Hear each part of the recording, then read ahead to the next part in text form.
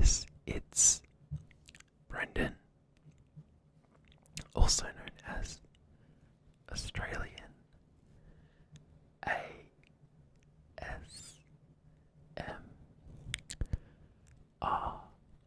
Now, you're probably wondering, is that a new mic? And the answer is yes, it is a new mic. Graciously bestowed upon me by my parents as a birthday gift. So I thought I would do a new ASMR video to rock off my mic, because I do a lot of other stuff with audio recording, such as singing and Twitch streaming, and also just fucking around. So I'm starting this video. I'm sure you're aware of the title. My coming out story, whispered as an ASMR video. So I hope you guys enjoy. I do have a surprise later on in the video, and it's actually the key thing that actually got me to come out of the closet. So, without further ado, I'll get into the story time. So, I don't even know where to start this. First of all,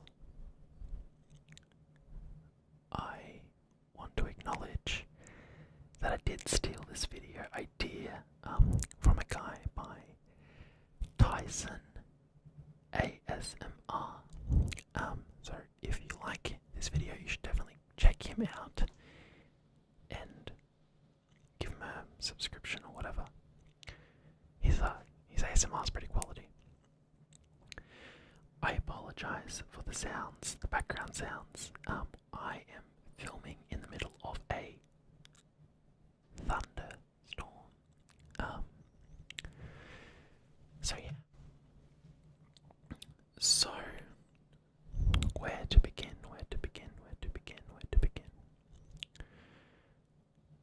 It started when I got to high school. I'll just sort of go through the story of how I sort of processed it myself, and then the rest of that, and then go through that, and then tell you how I came out to people, and I guess coming out to you guys, obviously at the start of the video. So I was just in high school. I got into year 7, and I remember going to homeroom for the first time, and there was a guy in there that I thought was like really, really cute. But I didn't know how to process it, because I was like, never felt that kind of emotion before, which is interesting. So I just ignored it and thought that like it was just a phase and I would get through it. And I was like, I kind of repressed the emotions. So like nothing ever came through. I was like, oh no, I don't like guys. I'm not like fully developed yet, you know, whatever. And that was pretty much the first couple of years of my life at high school. It was very much like looking at people or looking at guys and being like, no, I don't like them. And then like jarring my head in the opposite direction. And the really bad thing is like at this time, I was a running joke in my group as the gay person. To give you guys a little bit of context, because it wasn't all just like terrible, like oh woe is me types of a situation, but my friend group, every one of us was like the butt of a joke, and the joke was like funny because it wasn't true type sort of situation. So they were like, oh, Brendan's the gay guy in the group, but he's not, so that's why it's funny, and that's why we can joke about it. did they know I was raging homo inside? So that was happening, which basically put me in a pretty bad place mentally. And I actually have a journal that I wrote when I was in high school. Let's just say, like, I am in a different mind space than I was, and I am much more happy and much more comfortable in my own skin than previously. So there's that. When I got into year 9, I was so sick of my friend group calling me gay that I thought I would get a girlfriend to prove to myself that I wasn't, and also prove to my friends that I wasn't gay, to stop them from making jokes about my sexuality. So I picked the prettiest girl at the time that I thought. Her name was Kirsten, and we no longer get along. That's another story in and of itself. Alright, let's just put it that way. But I asked her on a date, or asked her out, and we dated. We started dating. Now, I wasn't your typical boyfriend. Let's just put it that way. I didn't want to hold hands. I didn't want to kiss.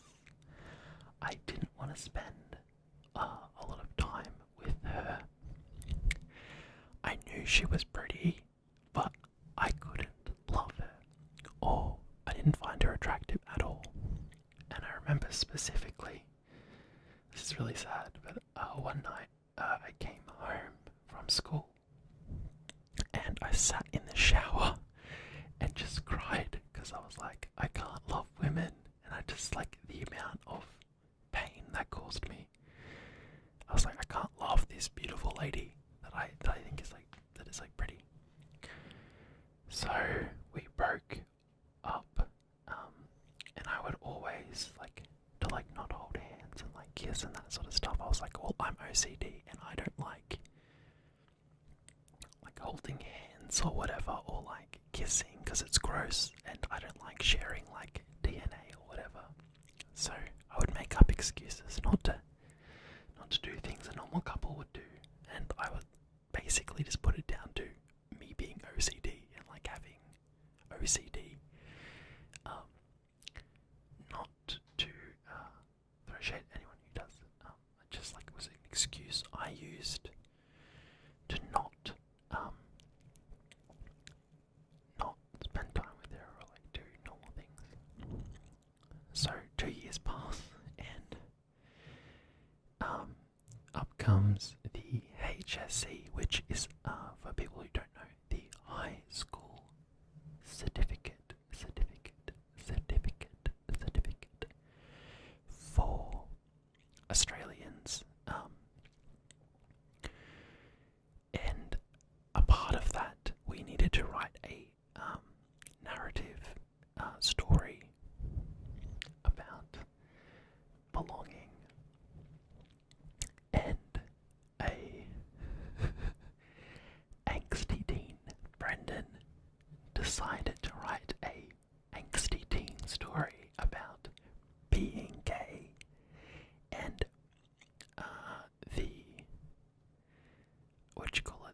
the protagonist of the story, or the main character, this might trigger warning, guys. It's contains graphic or deep stuff, but it does the main character commit suicide. So this story is actually the reason I was forced out to coming out to my parents and friends and family and all the rest.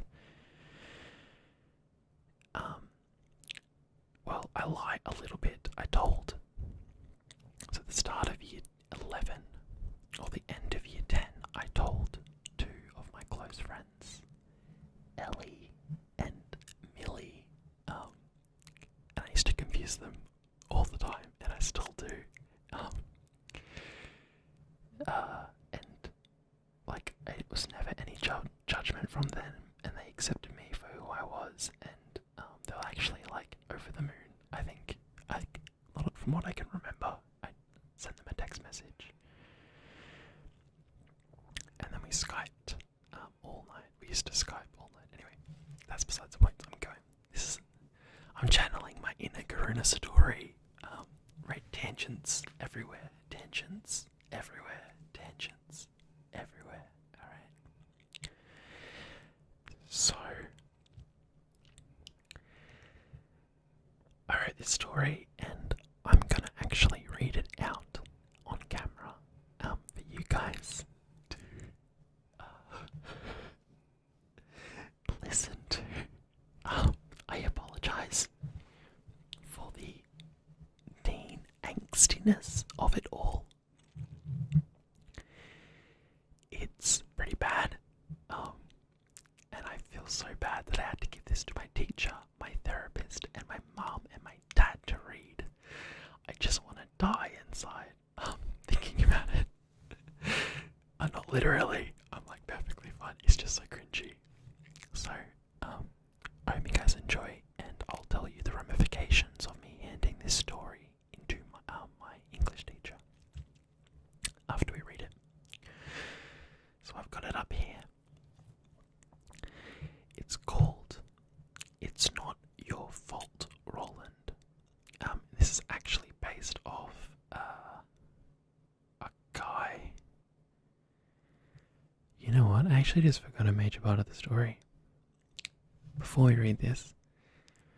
So, my first crush, his name was Sam, and he lived in New Zealand. I don't know if I should name people. Well, we've named him Sam. Okay, let's just call him Sam.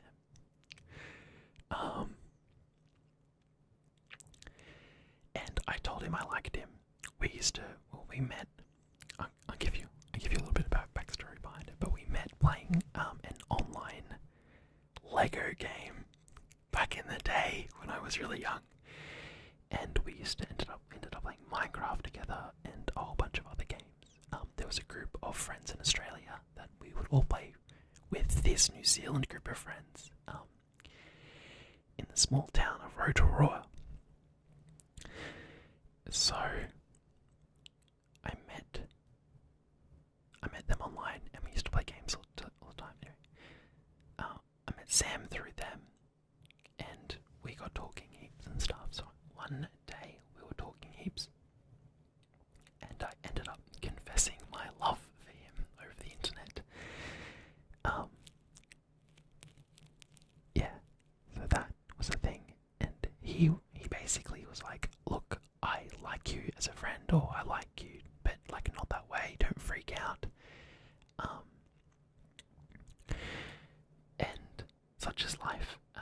But he was like super cool with it, and whatnot. So that freaked me out because it was the first person I actually told, because I was like, "I like you. Please don't tell anyone." And yeah. So fast forward a couple months or weeks, I'm not too sure at that point, but I ended up going to an amusement park with myself, Ellie, and Millie. And we were all in the car, and Sam texted my friend Millie and was like, "Hey, Brendan just texted me earlier this week and said he likes me."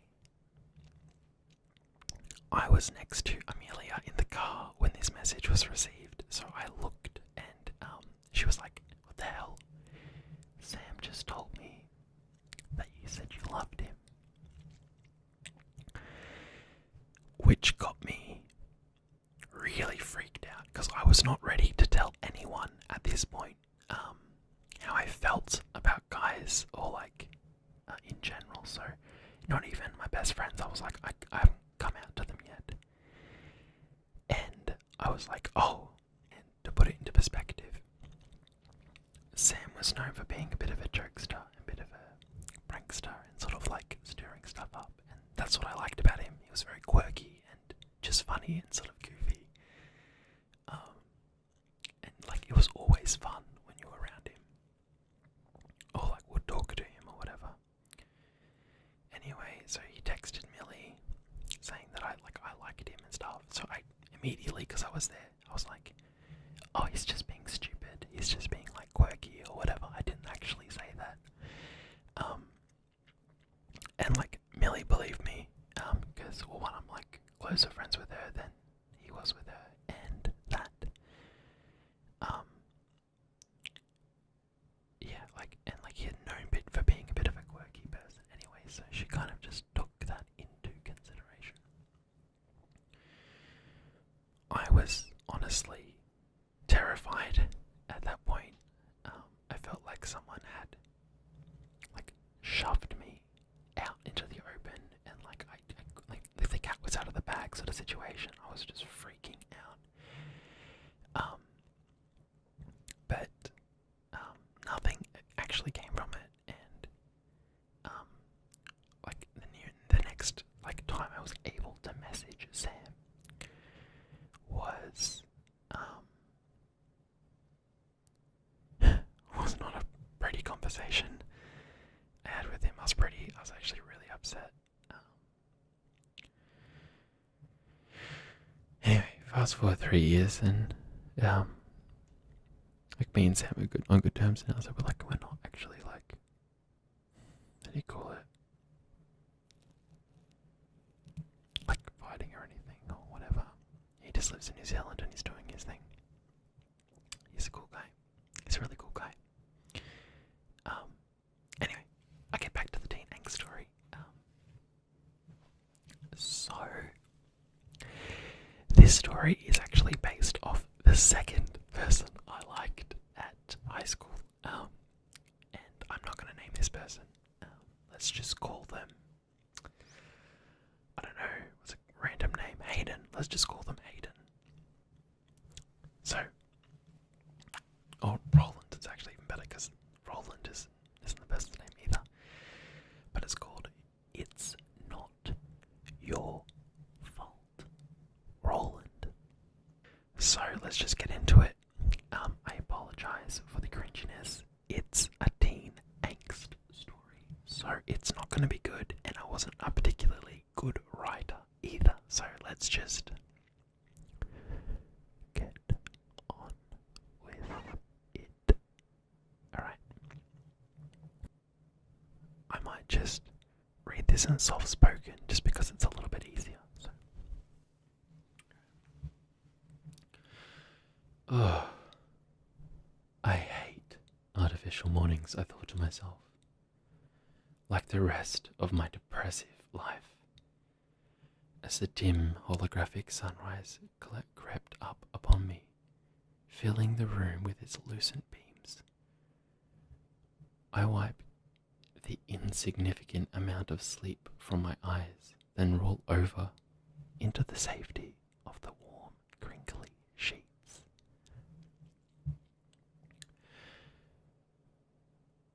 Roland, wake up. The artificial intelligence Dosei repeats in the school dorm. I thought I hacked that pestering alarm. I pulled out my nanotechnology out of my ocean blue striped pajamas and opened her console. I can barely see the screen as I squint to allow this small amount of sterile fluorescent light to climb through. I sent that kill code. Hopefully that'll stop Dosei. I curl up, then release, springing my body so it's sitting up in the upright position as the almost 0-degree air conditioning crawls down my back, causing shivers beyond control. I decide to remove myself from the warmth of my bed and destroy that holographic picture of that fake sun burning through. The depressive dark blue clouds weigh heavy. The raindrops cascade down into thick pools and form streams along the roadside outside of my fragile window. It reminds me vividly of my predicament. I become entranced in thought and fall back onto my soft bed, deeply into the warmth, into my motionless life. The sound of my own painful thoughts bringing me to the edge with tears as I let out a whimper. I didn't ask to be this way. As I hold back the torrent scratching and crawling at the back of my tired, pain-ridden eyes. So tired of the pain. Dose sounds her alarm again. It breaks the trance I seem to be in. I roll over in my soft bed and stare deeply into the mirror. You know how illogical it is sitting here curled up, whimpering in a pit of your own sorrow. Why do I have these feelings? I turn over, slowly exhaling deeply as my eyes wander upwards towards the clock on my brown bedside table. I jolt out of bed into the tundra-like conditions as I race around my room to find my scarce school uniform.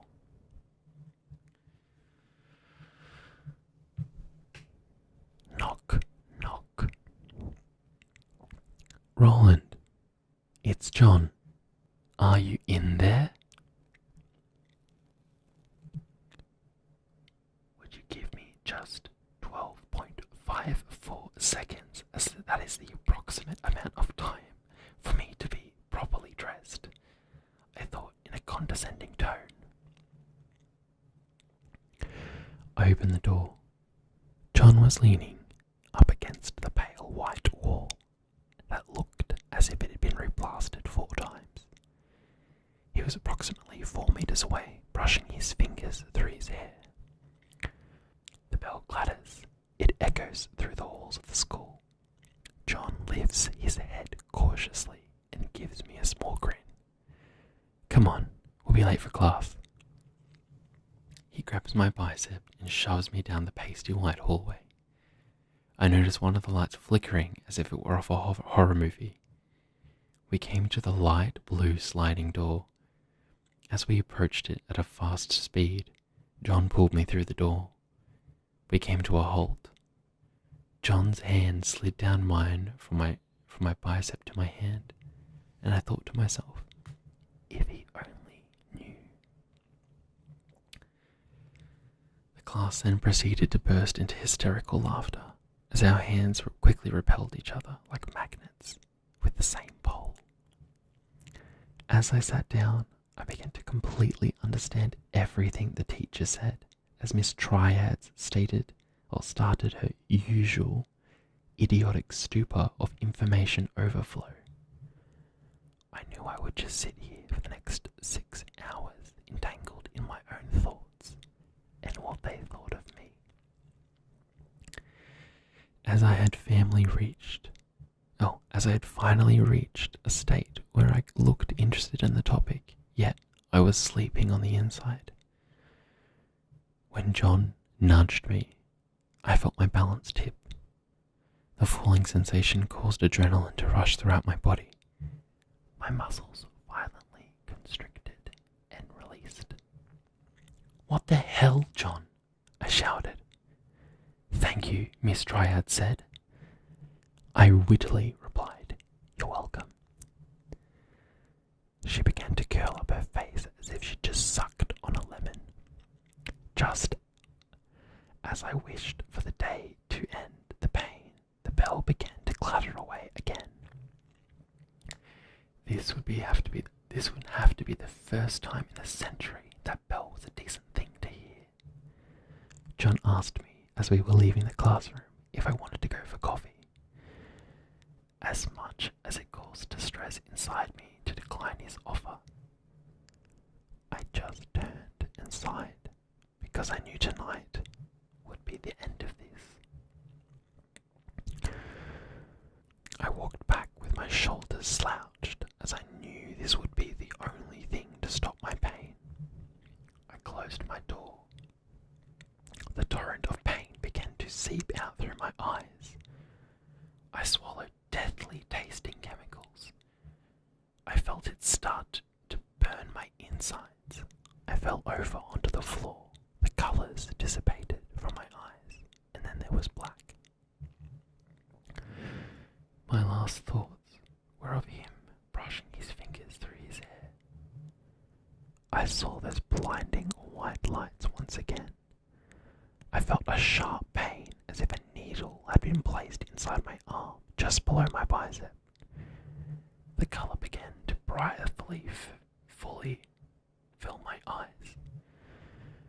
My eyesight slowly and steadily came back.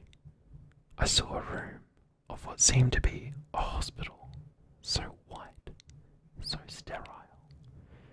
I saw a white envelope placed softly on my bed, entitled, "I love you." I began to open the white envelope. A letter on crinkled soft paper was inside. It brought me to tears as my face became red and flustered. I looked across the room as I noticed him. I saw John curled up in a chair. He had a black wool blanket protecting him from the freezing air conditioning. He seemed to be sleeping. I let out a moan. I felt weak as salty clear water dripped from my eyes. I yelled out his name. John looked up, and slowly his eyes reddened and bloodshot with pain. "Roland!" He ran across the room. He grabbed my hand and squeezed tight. I leant up to his ear and whispered quietly, "I love you too." He wrapped his arms around me and kissed my forehead. He slowly put me back down and said, "I know, I know."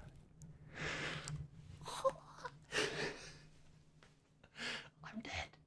I've been destroyed. So this story actually got me in a lot of trouble. Well, not a lot of trouble, but it kind of forced me to come out. Because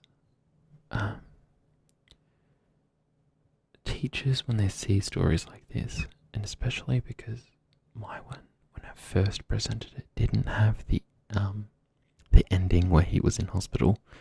It was just suicide.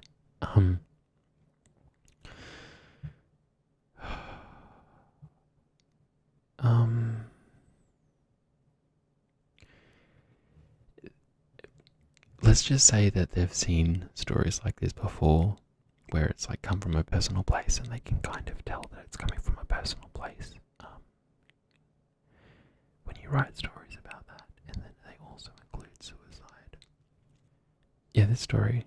So their school called my parents, and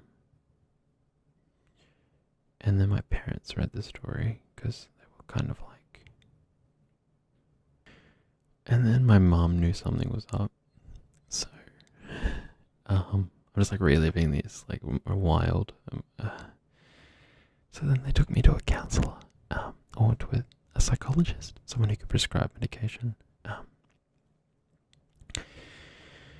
And I hadn't come out to anyone at this point, or I hadn't come out to any family members or like extended friends or anything. Only like close friends knew. I'm sorry, I'm playing with a bit of hair because I'm finding it hard to talk about this. Anyway, so long story short, I went to a therapist and we talked about this story I'd written, and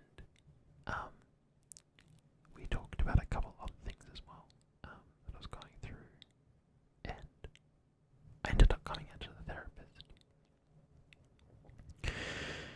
And then I came out to my mum And my mum was like super on board.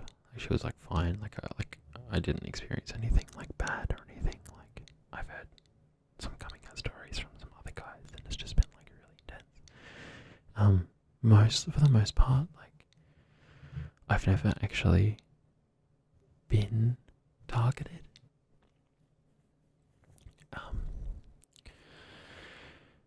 All my friends at school were fine with it. Like they were like super cool and supportive and whatnot. And I remember one of them was like, and when I said I was like, I told him, he was like, and like now I only know, like now I know a little bit more about you than I already did. Like you're still the same person, and like you're like not gonna change or anything, which was really nice. But the hardest thing for me when I came out, anyway, for me, was how my dad took it. And I think it's like a common theme, how like dads take it.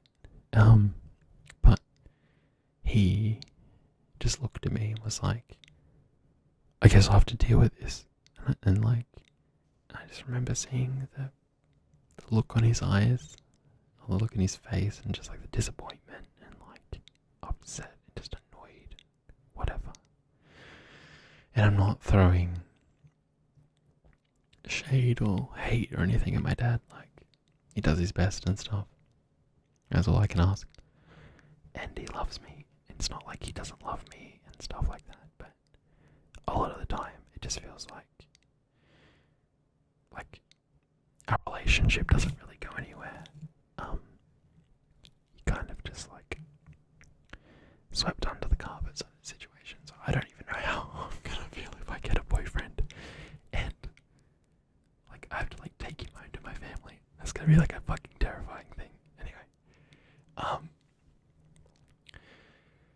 So yeah, I came out, and that's my story of being forced out of the closet, and then jumping back in immediately when someone outed me to my friend, and the inevitable narrative for my HSC English, Advanced English class narrative, which I got pretty good marks on this for actually, which I'm surprised because holy fuck, it's the worst fucking story I have ever read and it's disgusting.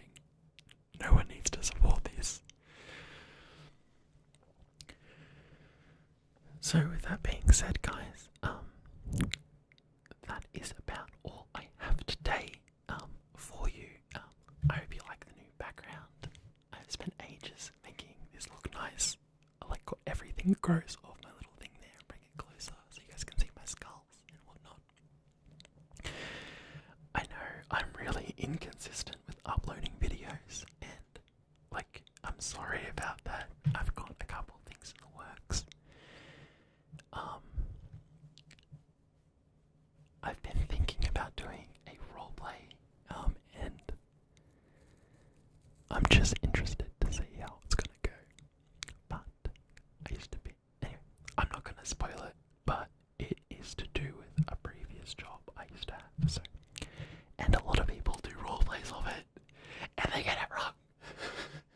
So I'm gonna be a really good roleplay of it, because I actually worked in the industry, so I hope you enjoyed my cringy story, and I hope you enjoyed this video. Remember, I stole this video idea from Tyson ASMR, so go check him out, he's fucking awesome. And stay awesome. Get dingoes.